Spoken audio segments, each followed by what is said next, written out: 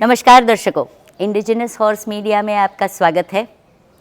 दूसरे भाग में फिर बात करते हैं डॉक्टर मारडिया से और अच्छी जानकारी लेते हैं उनसे। क्या आपकी घोड़ी कई बार कवरिंग कराने के बाद भी प्रेग्नेंट नहीं होती? क्या बच्चा जन्म के बाद तुरंत मर जाता है? तो ये सब सवालों के जवाब इस एपिसोड में देखेंगे।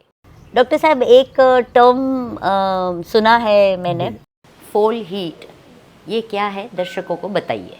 अच्छा शब्द है, काफ़ी यूज होता है और उसे गुजराती में बोलता है बारह के हिट। 13वें दिवसे 12वें दिवसे या 16वें दिवसे घोड़ी हिट में आती है बच्चा देने के बाद, तो उसे फॉल्स हिट बोलता है। घोड़ी एक ऐसा जानवर है जो अपने बच्चा देने के बाद 15 दिन में फिर हिट में आ जाती है और गर्भधान भी हो सकता है। मगर गर्भधान घोड़ा से मिलने के लिए ये सलाह दी जाती है कि जब हम घोड़े को तो अपना बच्चा स्तनपान करता है और दूसरा बच्चा अगर गर्भधान हो जाता है तो घोड़ी को काफ़ी डबल स्ट्रेस आता है। बच्चों को, जो बच्चा आया है उसको बड़ा करने का और दूसरा अंदर पोषण करने का। इसलिए जब तक कोई बड़ा कीमती वर्ष 1 साल में 2 बच्चा लेने की ज़रूरत नहीं है तो फॉल्स हिट में घोड़ी को कवर नहीं कराना चाहिए। और 3-4 महीने के बाद घोड़ी जब हिट में आए और अगर आप बच्चा का स्तनपान कराना बंद करेंगे तो घोड़ी फिर हिट में आ जाएगी, तो तभी घोड़ी को कवर करना अच्छा रहता है। कई घोड़ियाँ रेगुलर हीट में भी आ जाती हैं, कवरिंग भी अच्छे से हो गया है, लेकिन फिर भी प्रेग्नेंट नहीं होती है। उसका कारण क्या है? हाँ, ये बात काफ़ी अश्वपालक बोलते हैं कि सब 3-4 बार कवर किया मगर बच्चा नहीं मिलता है। उसमें 2 बात है, एक तो पार्टनरशिप घोड़ा की भी होती है और घोड़ी, दोनों की पार्टनरशिप से बच्चा मिलता है। तो पहले हम लोग सोचेंगे घोड़ी में क्या प्रॉब्लम हो सकते हैं। घोड़ी का जो अंडपिंड है वहाँ एक बीज तैयार होता है, उस स्त्री बीज बोलते हैं या घोड़ी बीज।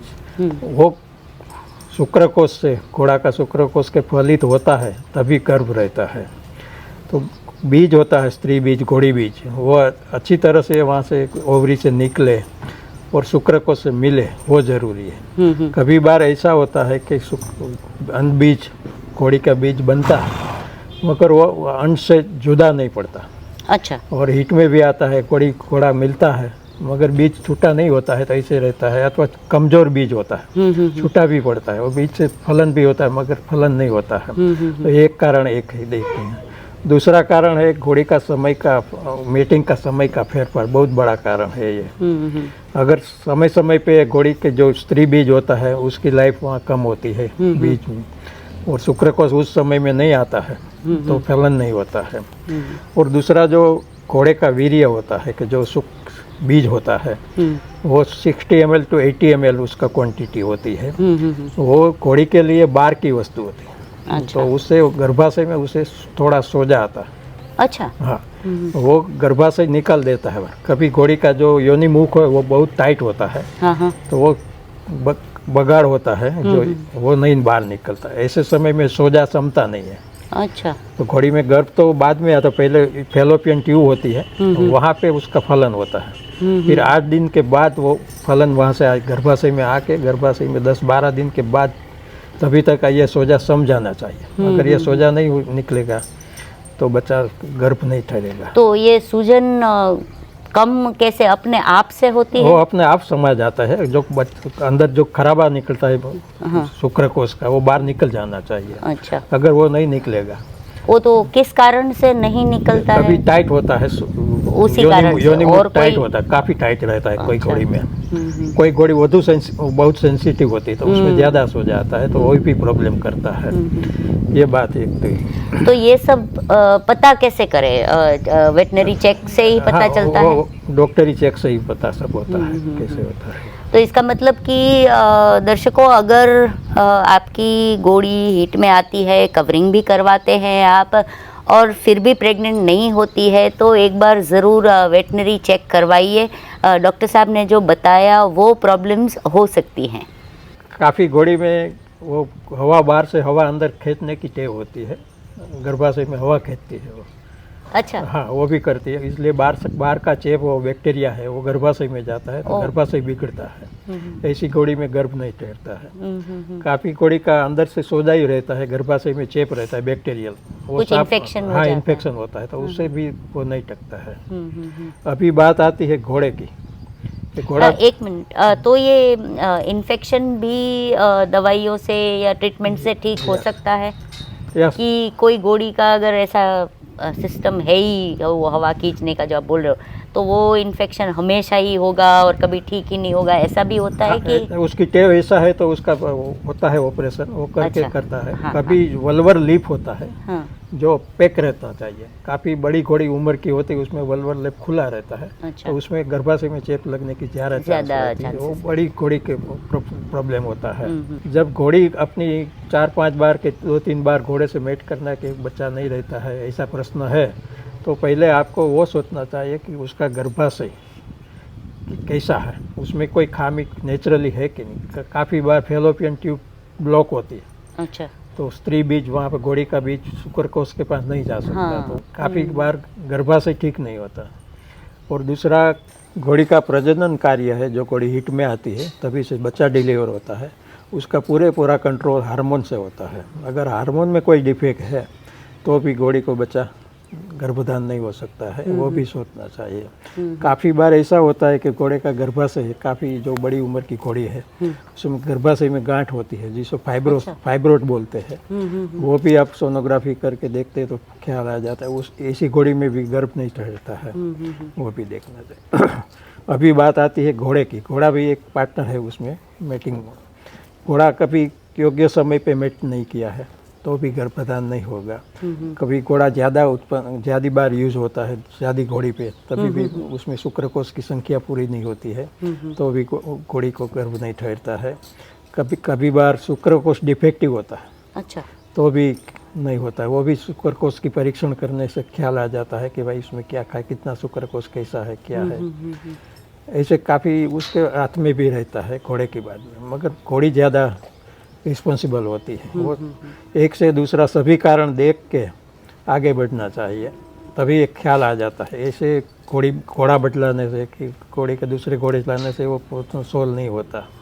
जब घोड़ी की गर्भाशय में चेप होता है तो उसको कोथरी साफ करने का एंटीबायोटिक या साफ करने के बाद मेटिंग कराते हैं तो हो जाता है। और काफ़ी बार ऐसा भी होता है कि मेटिंग होता है तभी उसके बाद स्ट्रेस होता है तो तभी भी गर्भधान नहीं होता है। स्ट्रेस में खास करके जब घोड़ी को मेटिंग करना है तो उसके पहले वैक्सीनेशन कर देना चाहिए, ट्रांसपोर्ट नहीं करना चाहिए। और स्टेरॉइड का इंजेक्शन है, मेडिसिन है, वो सब कुछ जो करना है वो पहले कर देना चाहिए, बाद में नहीं करना। वो खास ध्यान रखने की ज़रूरत है। अच्छा, स्टैलियन की जो आपने बात की कि स्टैलियन भी चलो रिस्पॉन्सिबल है, तो आपने बोला कि ज़्यादा अगर कवरिंग करवाते हैं तो ये प्रॉब्लम हो सकती है कि मैं प्रेग्नेंट नहीं हूँ। तो ज़्यादा का मतलब क्या, मतलब उसका एक कुछ नापदंड है क्या? हर घोड़े की जो सेक्सुअल्स होता है वो अलग अलग होता है। अच्छा। काफ़ी घोड़ा दिन में एक बार के वीक में एक बार एक घोड़ी से मिलता है तो दूसरी घोड़ी को प्रेग्नेंट नहीं कर सकता, ऐसा भी होता है। हाँ, काफ़ी बार घोड़े का कितनी बार यूज़ करना वो होता है प्रश्न। तो जब घोड़ा यंग होता है तो उसका यूज़ कम करने की ज़रूरत है। उसमें सीमेन प्रोडक्शन घोड़ा की एज और शुक्र को पिंड होता है उसकी साइज़ क्या है उसके मुताबिक रहता है। तो जब घोड़ा ज़्यादा बार यूज़ होता है, एक वीक में 4 बार 5 बार, एक दिन में 2 बार, तो जो सीमेन क्वांटिटी प्रोडक्शन होता है वो तो तय होती है, इसलिए उसमें दूसरे जो घोड़ी आती पीछे उसको कम सीमेन मिलता है। अच्छा। और कभी नहीं भी मिलता है। घोड़ा भी अच्छी तरह से उस घोड़ी के सीमेन ओविल नहीं कर सकता, तभी भी ये प्रश्न रहता है। हर घोड़े की सेक्स लिबिडो अलग रहता है। कोई एक घोड़ा ऐसा होता है कि जो वीक में एक ही घोड़ी को काफ़ी रहता है उसको, और कभी ऐसा भी होता है एक दिन में 2 भी मिलता है। अच्छा। घोड़ी तो भी उसको कोई प्रश्न नहीं होता। वो सब स्टेलियन वाले को वो सोचना चाहिए कि अपनी घोड़े की कैपेसिटी क्या है। अच्छा। उसके मुताबिक उसको आगे बढ़ना चाहिए और उसके कितने घोड़ी का प्रेग्नेंट नहीं होने का रेट क्या है अपने घोड़े से, वो देख के घोड़े को कितनी घोड़ी कवर करना वो सोचना चाहिए। और जैसे आए हैं तो चलो कर देते हैं, वो ऐसा नहीं है। दूसरी बात ये सोचना है, काफ़ी बार पशुपालक होता है अपनी घोड़ी को एक ही दिन में दूर से आते हैं तो भाई फिर भी लगा दो, 2 बार तो शाम को वापस करते, मगर उससे कोई फायदा नहीं होता ज़्यादा। अच्छा। अगर 2 बार करना है आपको तो एक दिन जाने देने के बाद और 48 आवर्स के बाद दूसरी बार लगाओ घोड़ो, मीटिंग कराओ, तो भी उससे फायदा होता है, वो करना चाहिए। घोड़े का जो बीज प्रोडक्शन होता है, सीमेंट प्रोडक्शन, वो 60 डेज की साइकिल है। आज से शुरुआत हुआ तो 60 डे के बाद वो सीमेंट तैयार होता है बच्चे भाई अंड को फलित करने के लिए। अगर घोड़ा को कुछ पहले बीमारी हो गई, ताव आ गया, टेम्परेचर हो गया और कुछ ईजा हो गई शुक्रपिंड में, तो वो घोड़ा 60 दिन के बाद जब ईजा हुई तो 60 दिन के बाद वो नपुंसक रहेगा।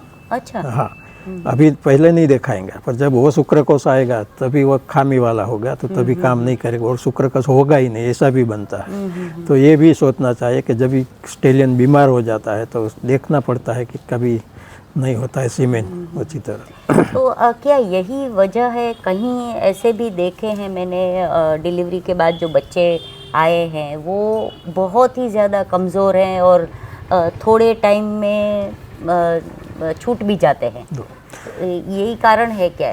नहीं, उसमें तो वही कारण, तो थोड़ा बच्चा का जो पोषण गर्भधान के समय कम रहता है और जेनेटिक की कोई डिफेक्ट होता है तो वो हो सकता है। दूसरा, बच्चा में एक रोग होता है वो एनीमिया।